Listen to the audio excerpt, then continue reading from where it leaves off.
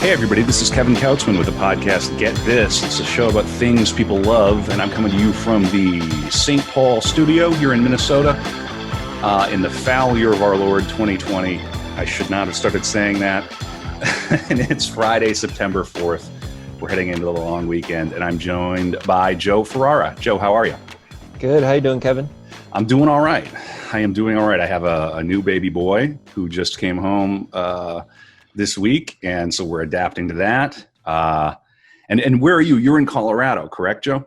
Yep, Southwest Colorado, San Juan area. If anybody knows that part of the Rockies, probably one of the nicest part of the Rockies. Okay, all right. And this is the show about things people love.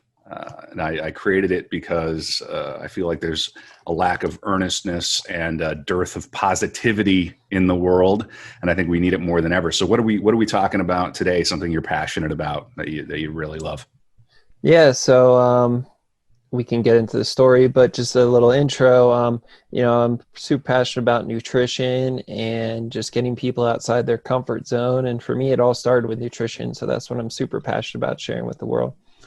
I've been thinking a lot about that lately, given what I just went through with baby and the ICU and this intense, somewhat traumatic experience, and how quickly, and this phrase is silly, right? Self-care, but how quickly that goes out the window when your mind isn't right, and how it creates this vicious loop.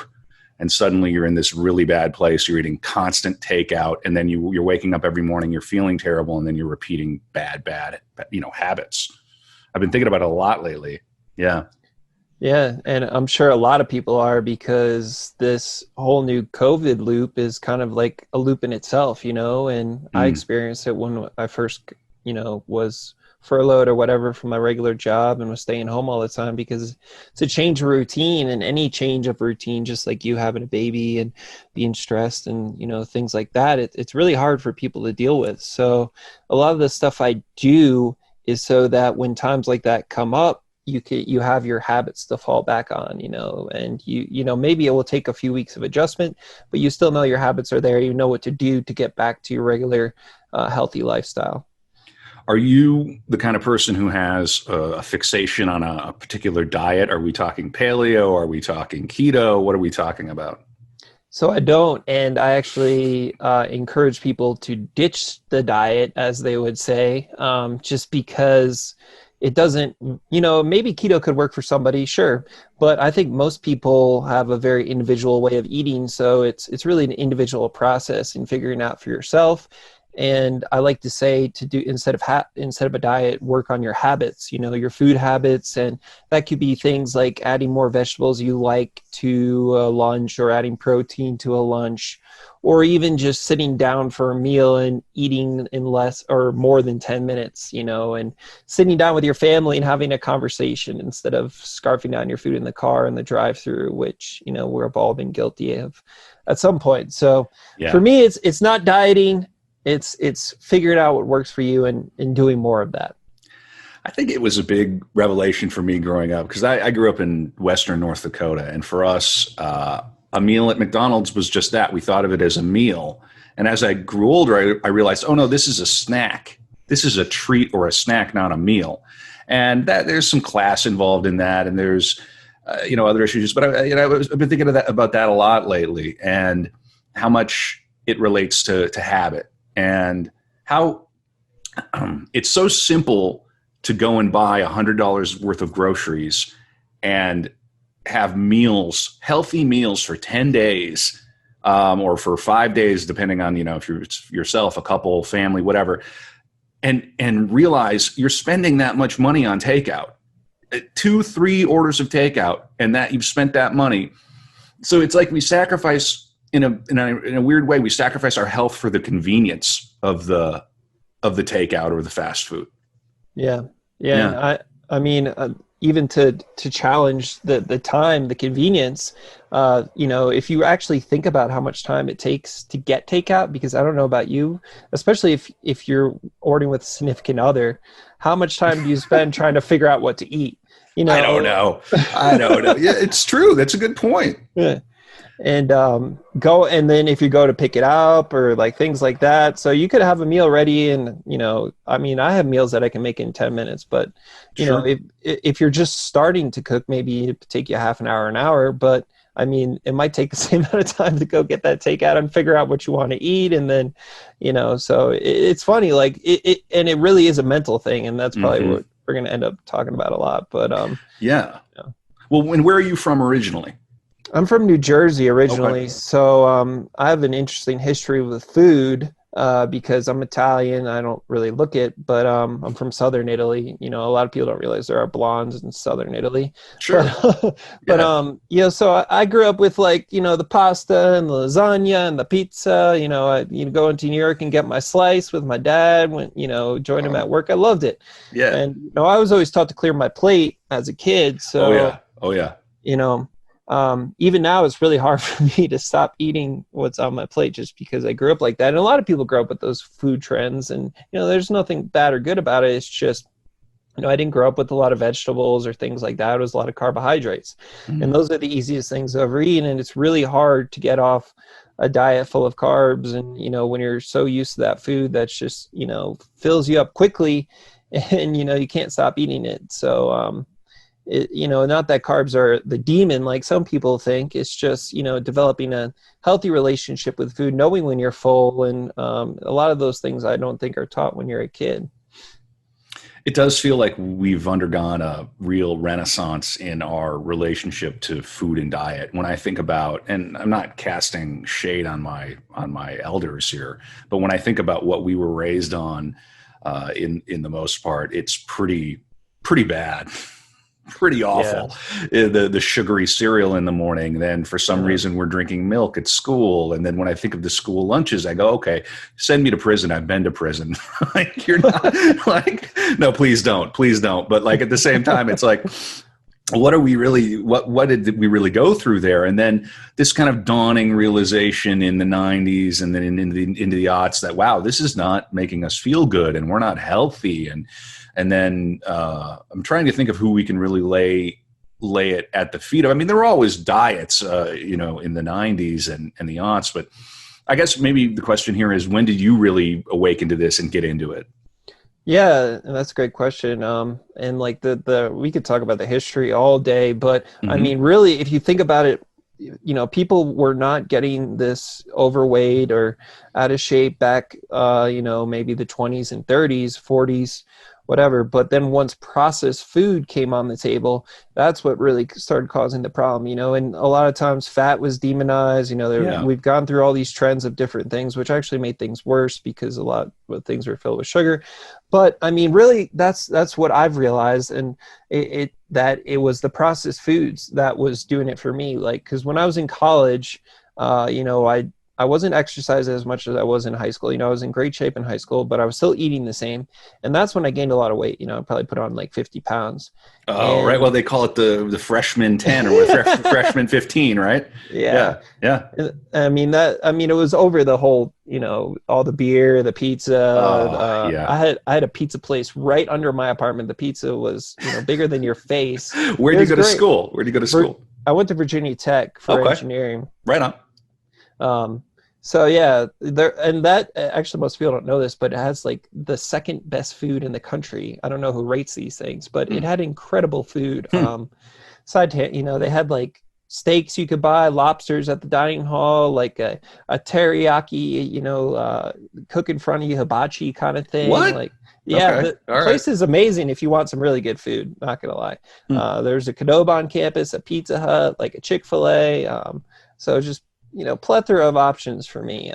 Hmm. But anyway, like my senior year, I got super out of shape. Like couldn't even do like a lot of the activities I wanted to. So when I graduated, I was like, I'm gonna get in shape, go on a diet, go to the gym, all the regular stuff, like go running and stuff like that. And so I followed the whole 6 meal a day thing that was popular at the time. And this was more of a bodybuilding thing. It was like keep Huh. feeding your metabolism, because it's going to keep firing. So it'll keep burning calories, if you're feeding it. Hmm.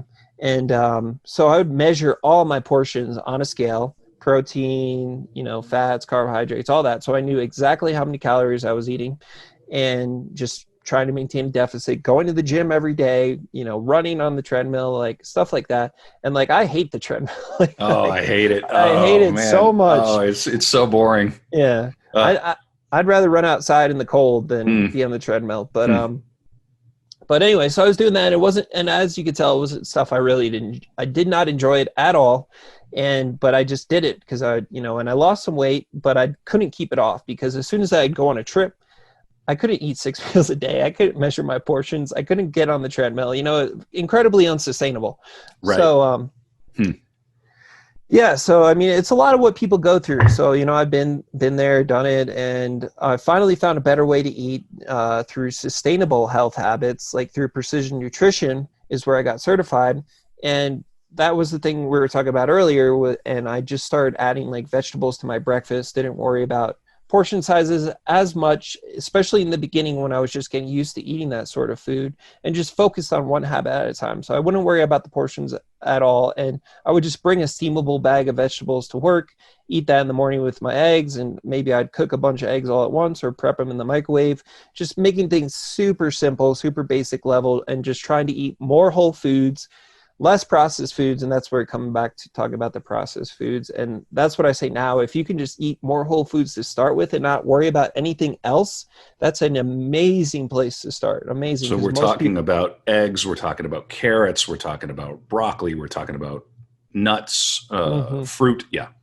One ingredient foods essentially, and or low ingredient foods, if it doesn't come in a box, it's probably pretty good, and like that's the whole outside of the grocery store pretty much. It makes your grocery shopping easier because you're not wandering around aisles looking for the right cereal for that week or whatever, and it's not saying that you can't have those foods every once in a while, but when you're first starting to develop these habits, you just start with one meal and make that meal as much whole food as you can. And a lot of times that might be adding vegetables or protein for you and then going from there. And then even some people, like, we were talking about fast food earlier, maybe get the healthier option at the fast food place to start with. And then once you do that, then maybe you can start working on trying to prep that meal at home or something like that. So it just depends where people are and meeting them where they're at, and then building, and it's going to take longer than a diet for sure to lose the weight. But the key is you'll keep it off, which is, I think it's something, I forget the statistic. It's like 80% of people who lose weight put it back on or something like that, especially when they're overweight. Right. So, where do you usually start with people? So, because you have a business where you coach this, and tell people where they can find that. Yeah, absolutely. So you can find me at trifortravel.com, TRIFOR travel. And where I start is usually like with an easy habit that you're either is your biggest obstacle, or it's something you're doing a little bit of that we can do more of, So for instance, for me, it was, I never ate vegetables with breakfast. I don't know. It's just not an American thing, I guess. Yeah, that is, I hadn't thought about that. Yeah. Weird. Right. But like other countries, they do it all the time. Like if you go to Vietnam. Sure. Yeah. Well, I mean, I recall I spent a little time in Switzerland and France after college, and I recall the breakfasts over there. It would be a table full of salamis and little slices of egg and cheese and all these little pickles and things. And I'm like, this is breakfast? Wow. Okay. All right. A little different. Yeah. Yeah. And for instance, like when I went to Vietnam or even Australia, because they have a lot of Southeast Asian inspired stuff there, it's like a broth with vegetables and noodles and a little bit of meat. It's not like a typical breakfast. Yeah, it is. It is aggravating. I mean, I love American breakfast. I'm German Irish, and the Irish part of me, I mean, both sides of me just love potatoes. You put a sausage on my plate, some potatoes, some spicy mustard, and I'm ready to go and plow the fields. But that's not the lifestyle we live anymore. I eat all that and with maybe like a steak, and then I come and sit at my computer all day. Different. Yeah. Exactly. And I love, breakfast is like my favorite meal. I can eat eggs every day. Absolutely. But where the problem comes in is a lot of people are having like heavy carbohydrate laden breakfast, pancakes, bagels, that's right. Cereal. It's pretty typical American breakfast. It's not eggs and bacon, which is, really not that bad for you. Like that's some healthy protein and fats. But So what I would encourage someone to do in that situation, if they were me, like say, because I grew up in New Jersey, and I don't know if you know, but that's like the bagel capital of the world. So like, we have the I best thought New bagels. Yorkers would probably argue with you. Well, they all come over from New York, so essentially it Okay. is all the New York All bagels, right. Okay. but you have a bagel shop on every corner, Sure. Yeah. For so sure. Yeah. Locks and the whole yeah, nine yards. Yeah. The bagel and everything. Give me cream the cheese. everything. Yeah. Yeah. Yeah. So anyway, so I just shift my focus there, and what I would tell someone like me is don't even stop eating that bagel. Just have like a side of vegetables with it, or even some eggs, Mm-hmm. or make it a bagel sandwich instead of a bagel with cream cheese. Like just add that healthier whole food component to it instead of taking it away, which is what a diet does. Because if that was like a keto diet, it'd be like, you can't have that bagel, you have to eat eggs and bacon and that's it, and you can't even have any carbohydrates, you know what I mean? So Mm-hmm. it's so much better, and this comes back to the mental side, because you don't feel like you're restricting yourself. You feel Huh. like you're just adding things to your diet, and a lot of times what happens is you'll get filled up from that protein and you'll eat less of the bagel, or those vegetables will fill you up and you'll eat less later in the day. Maybe you won't have the slice of pizza or whatever it is. So That's really smart. I like that. The last episode I did was with Dan Barrett, and he was talking about mental models. And I felt like we could have gone on for another hour talking about those things. And it is interesting to think about the way that we respond to rewards. And I think if you tell somebody no, what does the human mind do? Well, I'm going to do it anyway, right? mhm. So I think that's a very smart application of that kind of. You got to rewire. Yeah, and Hmm. I mean, we don't think about it that way because most of us, I think a lot of people are go-getters and they're ready to get it, and so was Hmm. I. And so you want to do it all at once, and you can do that for a few weeks for sure, but you're not going to be able to establish it as a habit. And Hmm. another great look into that is James Clear, Atomic Habits. Is just starting small and building, because it lets you create those small wins, which turn into bigger wins. Like I said, it definitely takes longer, but it's so much longer lasting. So would you rather have Hmm. something that lasts, or Right. that you try like a million different diets and keep losing and gaining the weight, which is really common for people?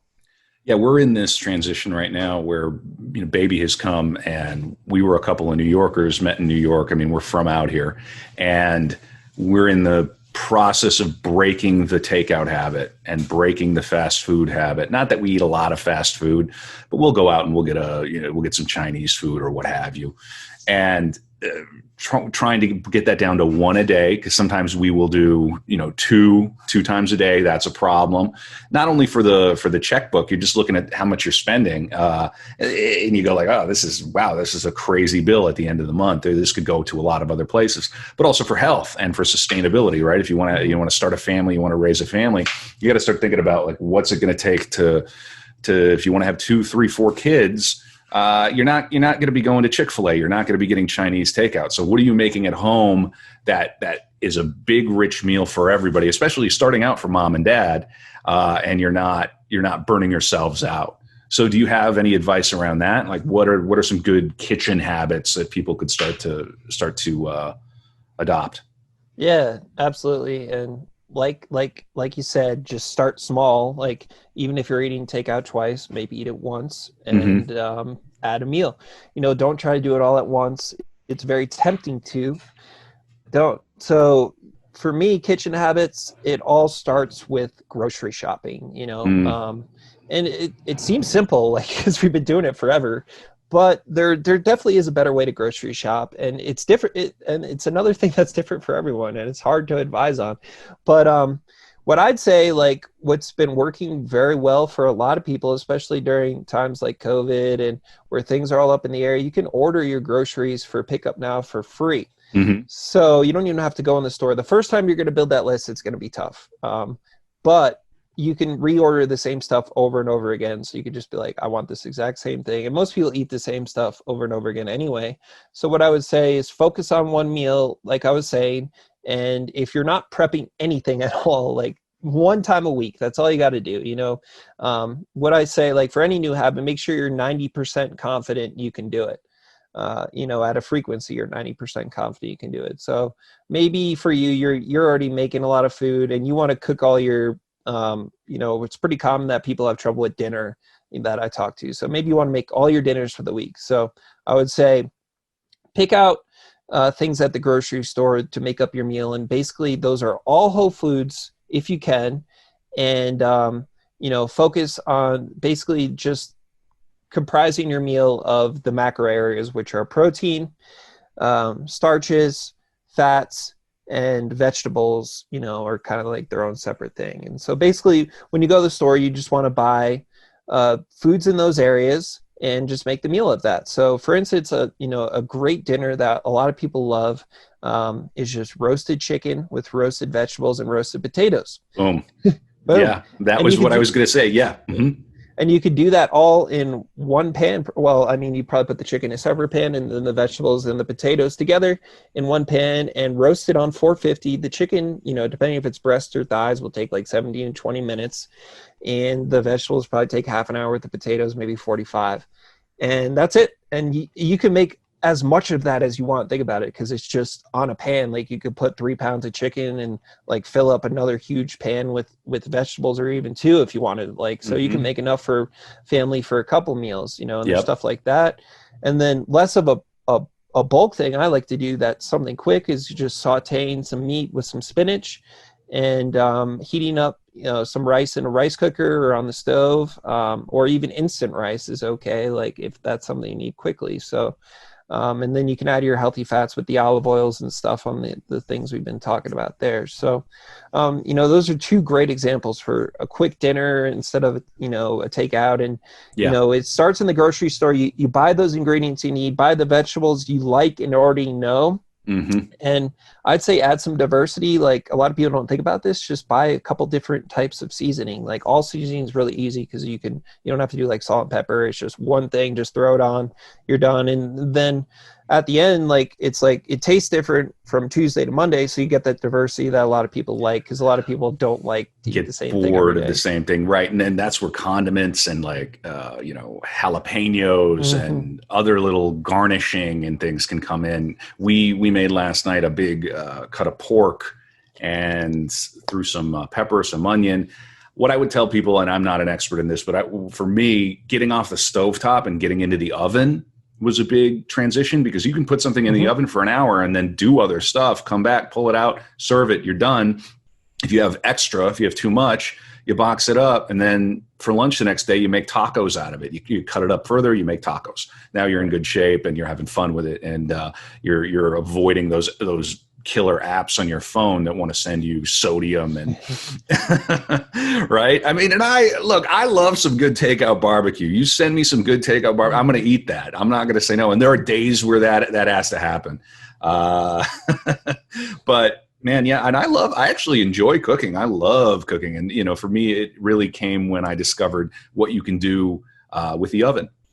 Yep. Seems basic, right? But a chicken breast, a sweet potato, and then, those for 30 minutes at 350, and then throw in some broccoli at the end for 30 minutes. You got a better dinner than you're going to get at most restaurants around town. Mm-hmm. Yep. Yeah.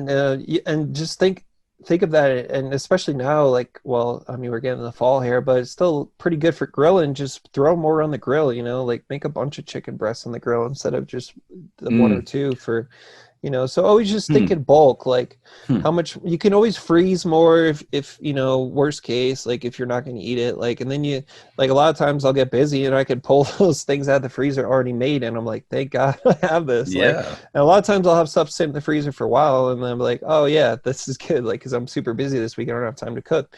So, what do you think about snacking and stuff? What do you do for snacks?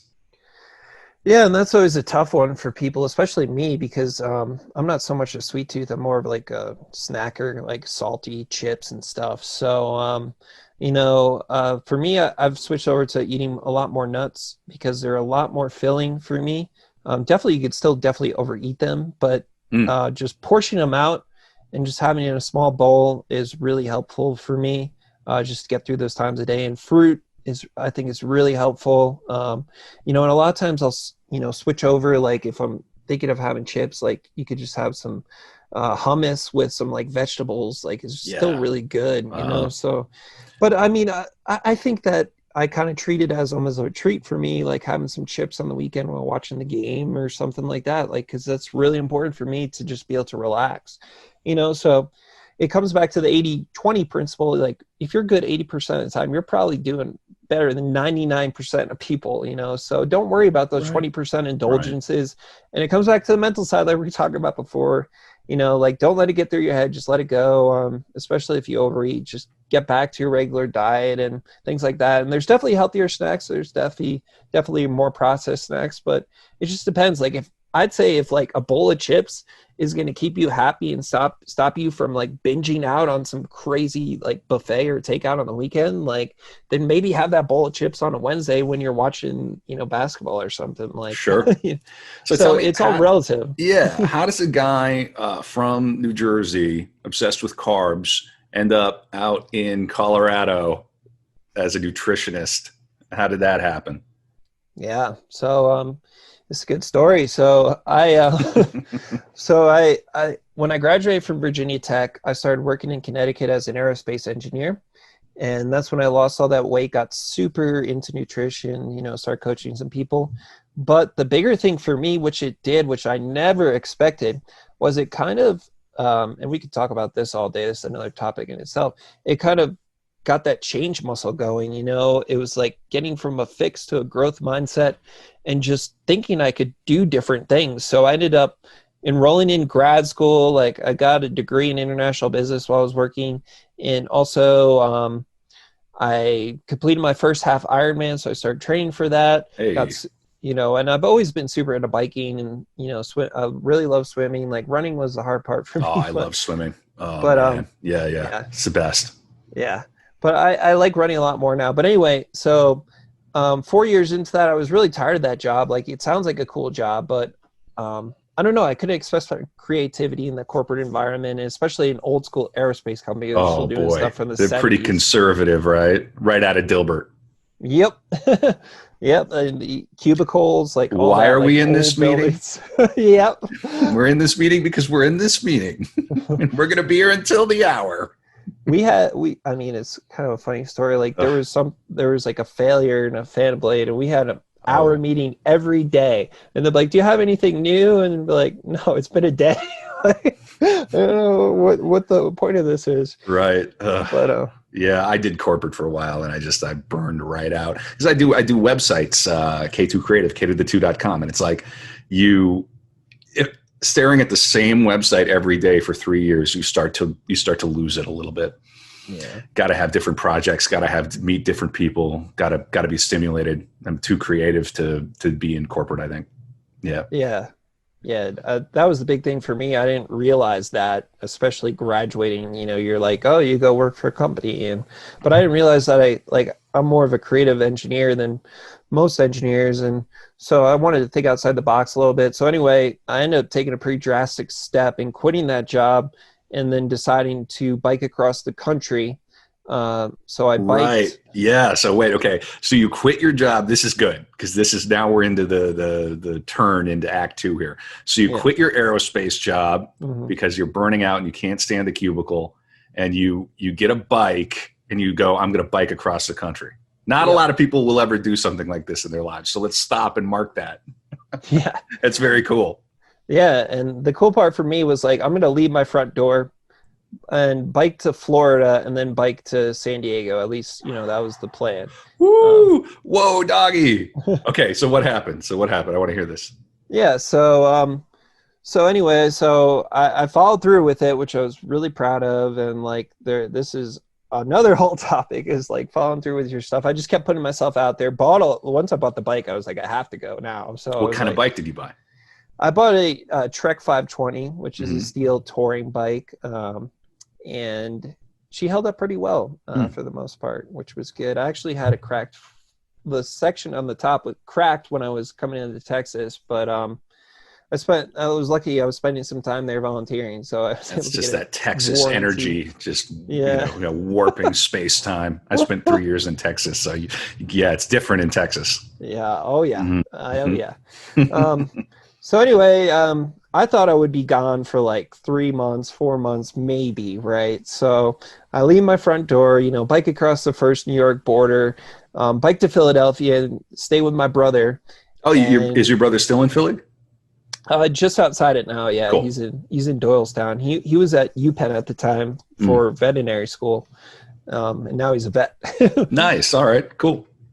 Well, yeah. So anyway, and then I ended up spending like a week and a half in Philly, like hanging out with my I love brother. Philly. Yeah, me too. Love Philly. Got the cheesesteak, all that stuff. But so anyway, it's already like different than I would have ever expected, because it became less about the bike. It was amazing. Like, don't get me wrong. Like, you see the country change before your eyes, but like it was hard doing it by myself, because I would go and see my brother and then have to leave and be on my own again, so that was tough. And it took me a lot to get through that, and kind of made me understand a lot more about myself. But anyway, how did you map this? Because it seems to me, I mean, are you on highways? What did you do to plan it?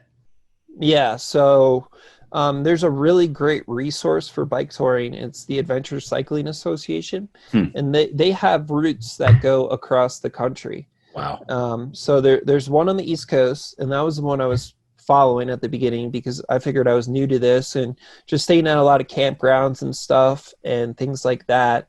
And because it's a better route, and it takes side roads, less busy roads. I mean, there was times like when I was in upstate New York, I was like, there's no cars. This is amazing. And you just have like a beautiful meadow and mountains, and those are really great times on the tour. Yeah.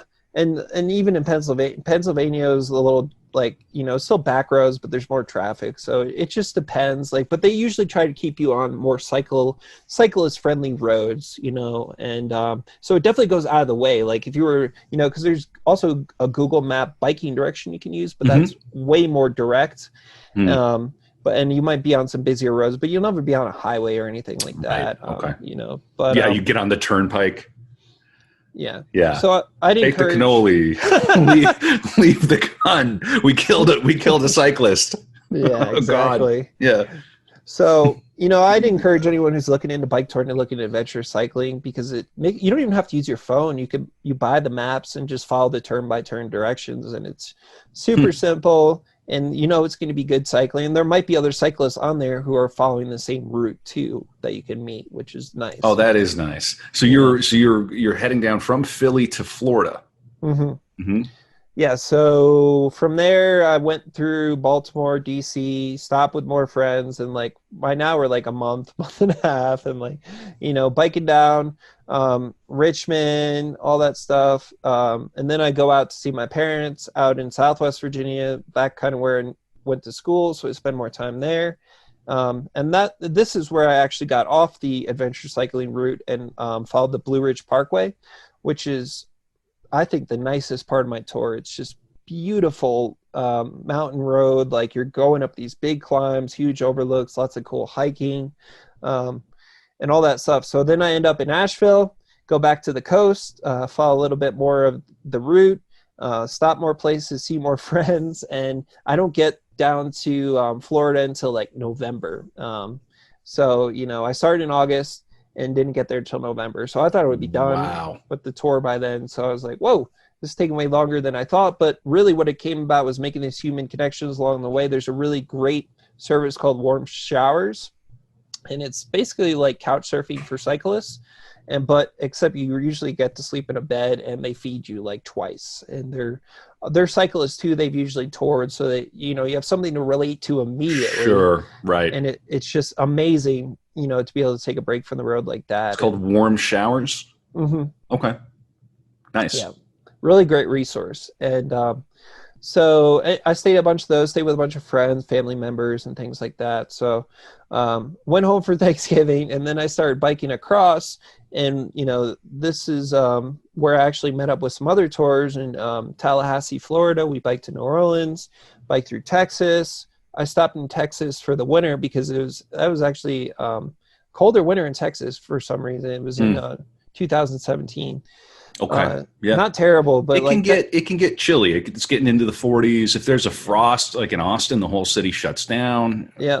I was in Houston, and There was like 2 days where the city shut down because they got a little bit of ice. Little bit of ice. And I'm from the north, and I'm just like, oh, what is wrong with these people? But they don't have the salt. They're not prepared for it. Yeah. It's a little different. But I volunteered there for 2 months after Hurricane Harvey. So I was helping build houses. Oh, that's nice.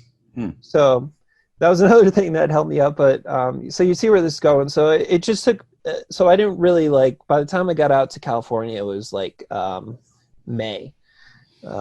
So wow, you know, it was a long trip, and then from there, August to May. Wow, you gave birth to yourself there, roughly. Yeah. How were you feeding yourself this? Through all this. I mean, what were you eating? What were you snacking on? I can't even imagine. So the good thing or nice thing about bike touring, a lot of times you could be in town most days. As you know, Texas, that's not always the case because West Texas is barren. Yeah. Oh yeah. But there's still some like random little towns. But sure. And by the time I was averaging 70 miles a day. Some days I do less, some days more, but just depending on whatever. Distance between towns and stuff. So like I would carry food and like I'd have my little stove and can make stuff too. Which is great. But a lot of times you stop at a gas station and eat food there. And when you're bike touring, obviously you can eat almost anything because you're burning so many calories. Right. But what about, I beg your pardon, what about weather? Yeah.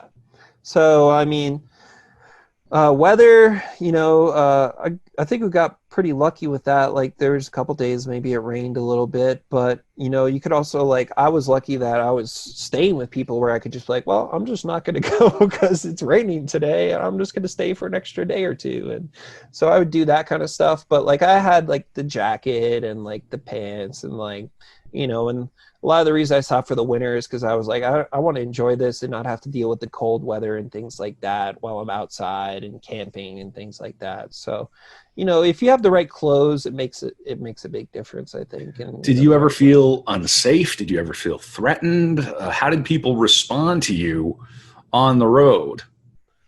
Yeah, I mean, the hardest part, I think, is dealing with the cars, like especially on a busy road. Like South Carolina is a terrible place to ride a bicycle for some reason because they put the rumble strip in the shoulder so you can't ride in that. And then it's all like 2-lane roads, like where there's like logging trucks and lots of traffic. Oh man, and the stress and of all of that. Yeah. And no fun. So I'd really recommend a rear view mirror. That helped a lot just because you could see stuff coming, see if someone's not going to move over, you could bail worst case, which I never had to do. But a couple people did get kind of close. Got buzzed in Arizona one night when it was getting kind of dark by a huge truck.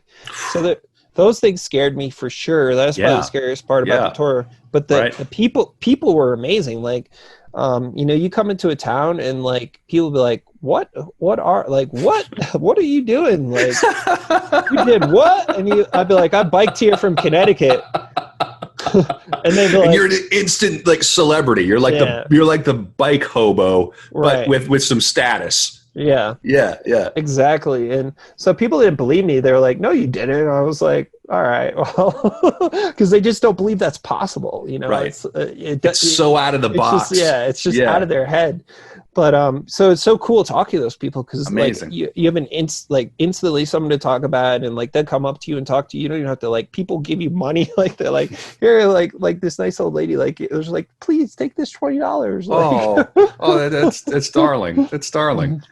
This is interesting. Yeah, this makes me think about like on the road and all of this and kind of living that American dream. You've done something that, not American dream, but that American adventure. Yeah, a lot of people will never even do anything remotely like this. Yeah. And that's the part that I never realized that was so amazing, seeing that generosity from people, like people offering you a place to stay, giving you food, like on the side of the road, like stopping in their car and just seeing if you're okay, if like I was changing a flat or something, people are just really, really nice. Like, and I think we're insulated from that a lot of times, being at home and just seeing the news cycle and stuff. The news is so bad. It would have you believe that we're the worst people on earth and that we hate each other and it's just not true, people. It's just not true. Yeah. Yeah. And like I understand because it's hard to see unless you're out there experience those people, but people that have nothing, like, especially some of the places I bike through, like they're pretty poor areas, but these people Yeah. are just super nice people, and they're just looking out for you. And like, it's really great to see, and people offering so much up of their time and your time, or even just having a conversation with you. It's great to be able to talk to those people. So you're in Texas for the winter, you're volunteering, and then you strike west, and do you finally make it to San Diego? I did. I made it to Oh, San Diego. wow. Dipped my wheel in both oceans, which had to get that iconic shot. And yeah, so I made it out to San Diego, and it wasn't over for me then. I biked up to LA and then decided to do the Pacific Crest Trail, which is a hiking trail that goes all the way from Mexico, the Mexican border in California, to the Canadian border in Washington. Mm-hmm. So I ended up doing that whole thing after that, and that's a whole nother thing to talk about. But awesome. So yeah, Wow. I ended up traveling for a year, and then I was like, I need some place that has mountains and is fun, and like I wanted to like figure out what I wanted to do next. I didn't want to go back to corporate. If I had the choice. They wouldn't even have you after this. You're like you've had too much fun at this point. Corporate is he said that he's got the stink of fun on him. He can't be anywhere near us. Yeah. And I have nothing against corporate, but no, I mean, it's just not for me. All But right. so I came out here, ended up working on the mountain for a while and trying to figure out this whole nutrition thing, build it back up. And I've been doing some freelance engineering and just different things, just trying to see what works. And just living the life out here is amazing. Like with the mountains right here, I could backpack out my front door, hike out my front door, ski, all that kind of stuff. Did you go through where you're living now on your tour? And is that kind of what happened where you said, this is the place I'm coming back to? I didn't. I did not. I actually, I went through the southern half of the country. So I went through Texas. I didn't even go through Colorado. What was it about this place that drew you?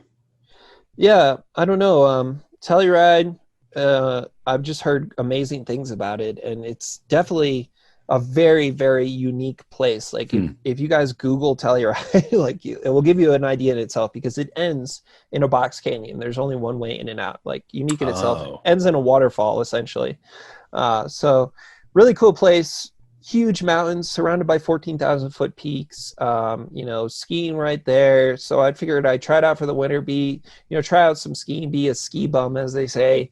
Because I hadn't skied in a couple of years. I thought that would be fun and give me time to work on my business. And I don't know, I came here sight unseen, and then I kind of got sucked into a different maintenance job where I'm doing a little more electrical work, which is more aligned with kind of what I know and stuff. So I've been doing that. And it's been interesting. When did you arrive there? It's been, I came in, it's almost 2 years now, November of 2018, I think. Wow. Do you still ride frequently? Oh yeah. Yeah. And the riding here, I mean, as you can imagine, it's pretty incredible. I mean, up and down, up and down. I live at 8,500 feet. So just in that in itself, like it's a workout. What did you do? Because a lot of people would make a meal on social media around that experience of biking coast to coast. Did you blog it? Did you make a diary? Is there anywhere people can go to find information about it? Yeah, totally. I'm glad I did this now, and I have to go back and watch it. It's been a while, but I did like a YouTube video for each section of the bike tour, where I talk about it and show some. I had a little camera mounted on my bike, so I took some good, video and stuff like that. So I do have that on my YouTube channel. Where can people find that? Let's just Try for Travel on YouTube. TRIFOR Travel. So, Try for Travel, and that's triathlon, right? Triathlete. Yeah. Is that where that try comes from? Yeah, and that's kind of where I started with my business. I was hoping to help like endurance athletes establish better nutrition. Now I'm focused more on like me, like my busy corporate person, like who doesn't have time to think they eat healthy, because I feel like you can make the most changes then and do a lot of the, it sounds crazy like the stuff I've done, but I mean, it really all started with like eating vegetables with my breakfast and just changing that, bringing it all back around, but that's the show title is Vegetables for Breakfast with Joe Ferrara. Yeah.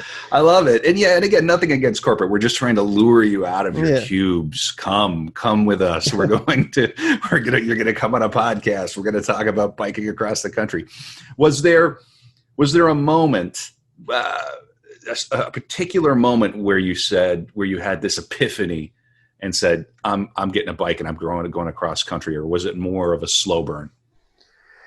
Yeah, that's a good question. Looking back, I think it was kind of a slow burn slash epiphany, if that makes sense. It was more Mm-hmm. like I was into triathlon at the time, so I was riding a lot. Like I would ride probably, I don't know, over 100 miles a week, spread out over a few days. But and I always loved biking. Like some of my fondest memories were like my mom really got me into biking. She would take me on tours when I was a kid on that crappy mountain bike, and I'd be like walking up the hill like dying, be like, "Mom, I can't do this." Like, well, you have to. You have another 40 miles to go, and I was like, "All Oh, right, wow. Okay. whatever." Yeah, it's a family thing, huh? All Yeah, right. yeah. My mom's actually a triathlete too. She's done. She was training for half of Ironman before this whole COVID thing happened, but What is a triathlon? Triathlon is the cycle. Is it running and swimming? swim, bike, run. Swim, So bike, and run. Okay. yeah, and there's different distances. A half Ironman, for instance, is 1.2 mile swim, 55-mile bike, and then a half marathon. But those are triathlons. Ironman is a triathlon. Yes, Okay. Ironman is just the longest. Like, it's not the. It's a really Sure. long It's one. like epic Yeah. triathlons. Yeah. If I got into something like that, I think it would have to involve like a precision sport. I got into archery this year, and I'm going deer hunting for the first time. I made a pal, and we're going to go out. He's getting his Nice. PhD in conservation here in Minnesota. So he's like the perfect guide, but we're both newbies. So we're going to go out and try to figure it out. And he's really competitive too. I'm going to have him on the show. So it's perfect. We're going to go out, and I don't know if you've ever done archery, but it's a blast. I love stuff like that. And for me, lifting heavy has been a really big transformative thing. Like cardio and endurance stuff, I know I should get into it because it's probably where I would get the most gains and like feel the most benefit, but it's also the thing I absolutely hate the most. Like I just despise it. Swimming though would be good. I know swimming would be good. I mean, actually, a lot of the studies are showing is that Hmm. resistance training is the best bang for your buck. Oh yeah. Is that Just right?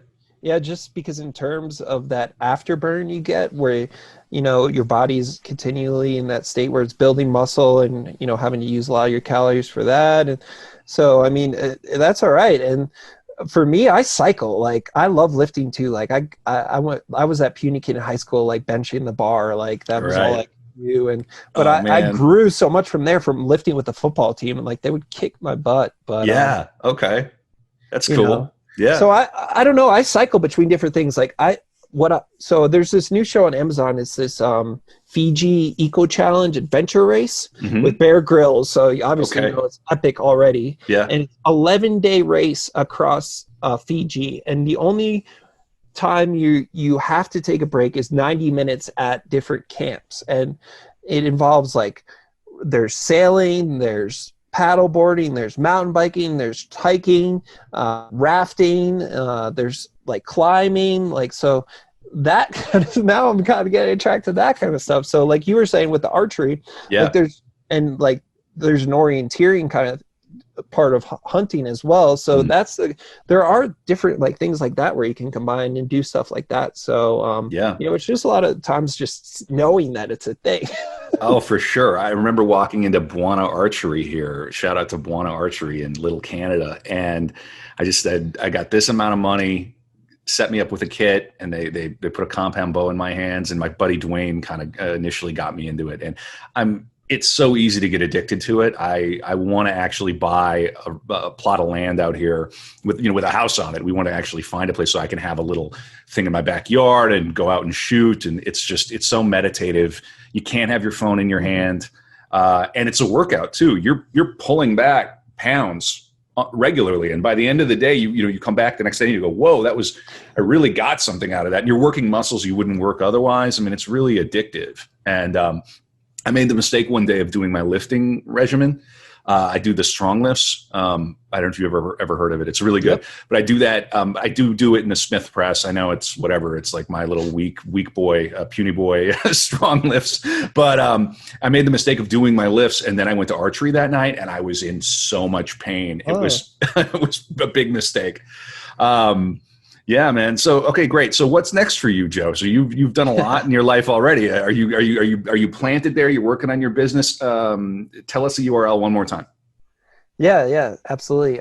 So it's tryfortravel.com, TRIFOR travel. And Mm-hmm. that's the same on all the socials if you want to find me. It's pretty easy. So I don't know. For me, like I love Colorado. Don't get me wrong, but I live in a very small town, and I kind of miss the big city. So I don't know if I'll stay here forever. And also, I'm not the biggest fan of winter and cold. I like skiing, but I'm not like obsessed with it, and that's a big portion of the year here. But Mm. so, and also, I'm kind of like now like a traveler by nature. Like I enjoy changing scenarios and doing different things, and it's nice. It's been nice here because it's almost like traveling without traveling because there's so I don't know if like just being in this place with so many different things to do, the hiking, the biking, it's just crazy, the summer activities here. But, right now I'm really working on trying to reach more people to help with nutrition and make that more of my, full-time income where I can kind of be anywhere, be location independent essentially. And that doesn't necessarily mean being like a migrant like I was, but just be able to choose where I'm going to be able to be and spend time in places. And I just really enjoy those authentic, conversations and connections with people has become really important to me in my life. And I think the bike tour and the hiking and all that really made that more of a thing for me. And being around those people and stuff like that, I think is something I'm really searching out all the Well, time. and so if people want to work with you on nutrition, they can go to the website. And is one-on-one coaching? Do you do group coaching? How does it all work? Yeah, so I do one-on-one coaching, and also there will be like a six-part focus we kind of go down into, and it kind of helps you have that pyramid or building block of nutrition you can turn to in like crazy times like COVID or whatever's going on, where you can turn to this and be like, oh, I know that I'm lacking in this area and I need to improve it. And those are things for me like stress, sleep, support, like both in terms of like how your kitchen is set up and the people that are around you, and Mm. then the grocery shopping we talked about a little bit, the meal prep, and then the last one for me is techniques for when you're super busy, when life gets in the way, when new routines come up, like things you can turn to that are quick and easy. So I also have that like course focus for those people, and then also those habits we talked about, we'll work on those habits. And the biggest thing about coaching is accountability and the knowledge, that I didn't really like. I wish I had that. It took me like 3 or 4 years of experimenting around to try to figure out what was going to work instead of just asking someone. Yeah, sometimes, I mean, and somebody as independent as you Yeah, and as stubborn as you who says, you know what, I'm going to Florida and then I'm going to San Diego and then I'm not done. Yeah, I could see that. Sometimes it's just really important to ask for help. You don't know what you don't know, though. So it's tricky. right. But this has been a really fun interview. I hope you enjoyed the hour, and I got a lot out of it. I'm going to think about these apples that I'm going to eat right now, and I really am going to start trying vegetables for breakfast, which is the show title. And Joe, just really really glad to have you on. And I'm Kevin Kautzman. This is Get This. It's the show about things people love. You can find it wherever you get your podcasts and on YouTube now, so you can see my face for radio. GetThisPodcast.com. Joe Ferrara, thanks for coming on. Thanks so much, Kevin. Let's do it again. Let's do it another time. That would be perfect. Cool. Rock and roll. Take care.